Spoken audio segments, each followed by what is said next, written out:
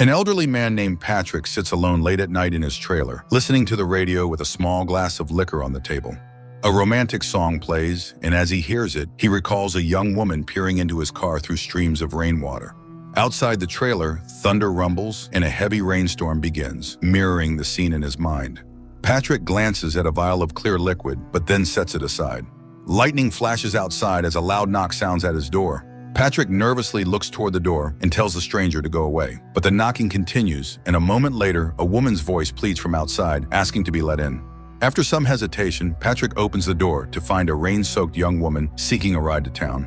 His car sits just outside the trailer. Patrick glances around his kitchen, then opens the door wider for her. The woman, drenched and shivering, steps in, but declines the towel Patrick offers, saying she just needs to get to town. Patrick questions how she ended up there so late, but she can only explain that she ran. Patrick informs her that his car is broken and he can't help. Buses don't run at this hour either. He apologizes for not opening the door sooner, explaining that local kids often play pranks, knocking and running away. The woman notices the glass on his table. Patrick suggests she remove her wet sweater to let it dry. The woman insists she won't stay long and asks to use the phone. Patrick seems not to hear her request, instead expressing surprise at her claim that she'd been swimming at the beach. He eyes her bare, muddy feet, puzzled. The beach is far from here. He invites her to sit, as she clearly needs rest. Hesitantly, the woman takes a seat and Patrick offers her tea. She declines again, mentioning she'd prefer a cigarette, but Patrick doesn't have any. Patrick places a cup of tea in front of her. She asks once more to call a taxi, mentioning she's staying nearby but doesn't want to walk in this weather. Patrick quickly deduces she's not local. The swimming season ended long ago due to the cold, and storms like this only happen in summer. Patrick offers her some alcohol instead, but she persists with her request for a phone. He hands her some coins, explaining he doesn't have a mobile. She'd have to use a payphone. However, it's difficult to reach as it's beyond the park gates, which are locked at night. He adds that the locals are peculiar, full of fear, just like him. The woman thanks him for his help and starts to leave, not wanting to disrupt him further. But Patrick points out that she'll have to wait for the park to reopen. Reluctantly, she agrees to stay and wait for her clothes to dry. As she stands, she begins to explore the room, asking questions, which Patrick answers thoughtfully. He shares that he grew up by the coast and moved to the city in his 20s. While wandering, she finds a few feminine items on a dresser. She examines a small watch and admits she's unemployed too, constantly unlucky. Something they seem to have in common. But Patrick disagrees, mentioning he worked as an electrician until a shocking accident involving a light socket made him quit. After such an intense experience, routine work lost its appeal. He muses that people crave danger, seeking thrills through risky endeavors like skydiving. Meanwhile, the woman picks up a locket containing a lock of hair.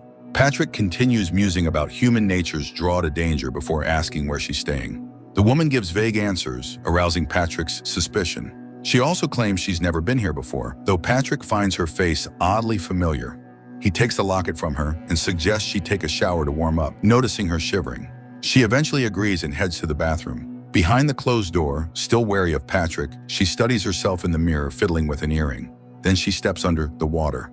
Suddenly, she notices the water running down her body turns muddy, mixed with streaks of blood, washing away into the drain. Panicked, she hears Patrick knocking, bringing her a towel. The water clears, and as she peeks out from behind the shower curtain, she sees the towel hanging on the door. Looking back in the mirror, her forehead appears clean, with no sign of injury. Meanwhile, Patrick heats soup on the stove and offers her a dry sweater, mentioning it belonged to an ex-girlfriend. He reassures her he's single and she can keep the sweater. The woman admits she's alone too, struggling to take care of herself, which is why family isn't an option. She describes herself as independent, someone drawn to danger, only to regret it later. Patrick pours thick, red soup into a bowl, surprised by her self-awareness. Most women, he says, blame others for their mistakes. She suddenly laments agreeing to stay late at work to lock the gates. This statement alarms Patrick, especially when he notices her earring. She moves to the couch with the soup while he rinses the pot, but she doesn't touch the soup.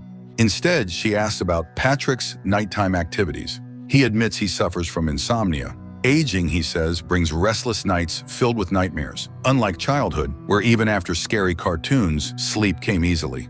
He washes the pot, watching the water turn red and thick, like blood. Patrick reflects on how nightmares blur with reality, filling the mind with fear, making one wish to vanish or return to innocent dreams. Lightning flashes outside again, and the woman suddenly questions how she got in if the park gates were locked. Patrick is curious to know as well. Suddenly, there's another knock at the door, and Patrick asks the woman who might have known she was coming to him. The woman looks puzzled, insisting she didn't tell anyone. Patrick opens the door, but no one is there. Rain pours, the wind howls, and thunder crashes. He explains that the kids from the trailer park enjoy teasing him, knocking and running away. He steps back to the sink while the woman watches the door, thinking she saw him lock it earlier. Meanwhile, Patrick discreetly pulls out a vial of some substance and stares at it. The woman notices his boots by the couch and pours her soup into them. Suddenly, the power goes out, plunging the trailer into darkness. Patrick lights a flashlight and scans the ceiling, where it seems someone might be walking above. He speculates that a tree might have fallen on the power lines, meaning she'll have to stay longer. He'd check outside, but he's reluctant to wear the soup-filled boots.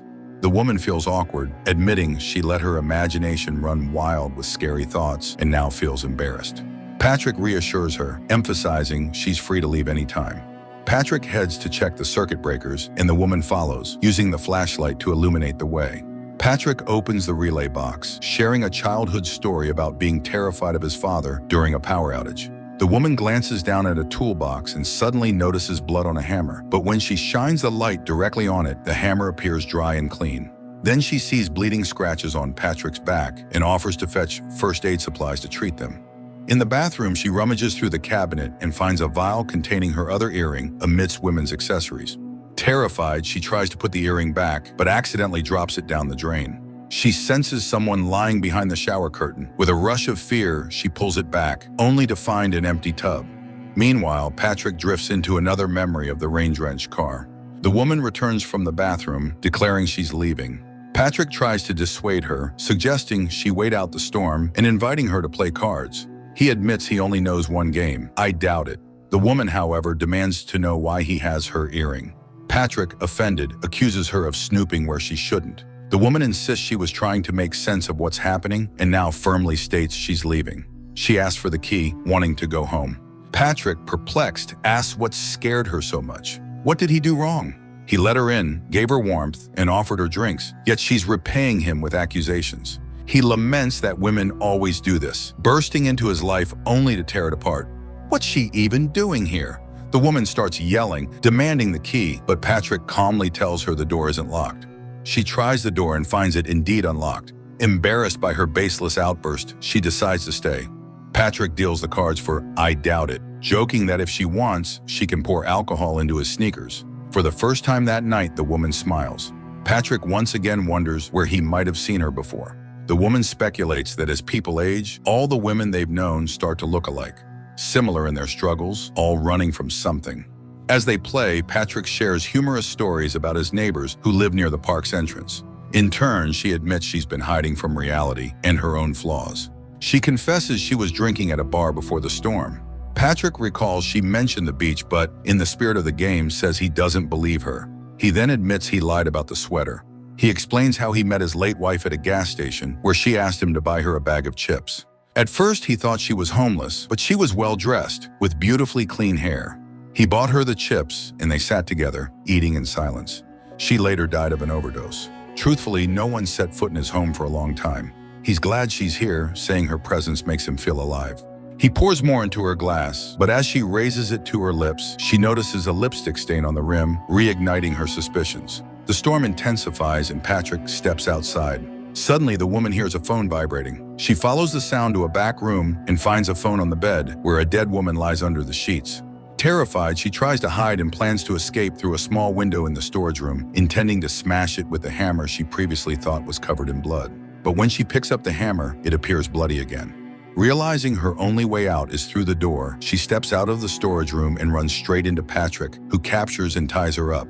He forces her mouth open and makes her drink a mysterious liquid. She struggles, but Patrick drags her to the bedroom and throws her onto the bed next to the lifeless woman. As she desperately tries to free her hands and escape through a small window, Patrick begins to monologue about the woman lying there. She had asked for chips and willingly got into his car. And the current woman? What did she expect, showing up at a stranger's home in the middle of the night? Fate, he says, has nothing to do with it. It's all about choices. The woman feels herself losing consciousness. Patrick admits he gave her a banned substance, one that will soon kill her. He recounts the story of the first woman he killed, who approached him during a storm on the beach, asking for a ride. He vividly remembers the tattoo on her ribs, even though he's long forgotten her face. Today, he says, he's been lucky. 2 kills in one night. No one will ever know. Sin, he continues, is just a myth. There is no God, only a conscience that can be ignored. As the woman passes out, Patrick covers her face and waits for her to die, once again recalling the stormy beach scene. Suddenly, he notices a tattoo on her chest and realizes, with mounting horror, that she's the same woman he killed years ago. Plunged into a nightmare, Patrick is confronted by all the women he's murdered. They fill his house, drinking, bathing, and laughing at him. He's abruptly enveloped in darkness, where he hears the terrifying sound of his father's ventilator, a noise that haunted him as a child. Emerging from the darkness, drenched in blood and despair, he is surrounded by his victims as the sound of police knocking at the door grows louder. His most recent victim steps out of the shadows, forcing him to pour the contents of the vial into a bottle and drink it. The other women cheer him on, driving him to madness. Suddenly, it all ends.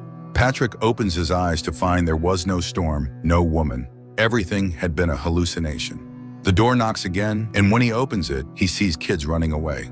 He pulls an empty vial from his pocket and laughs, realizing he drank the solution in his delirium. Returning inside, he locks the door. Moments later, a thud is heard, the sound of his body hitting the floor. This film will appeal to those who appreciate a slow, deliberate pace, a willingness to listen, and the readiness to piece together what remains unsaid. Frequent close-ups of the characters' faces invite viewers to look deeper beyond the surface, revealing a chilling truth. There is no fate, only actions.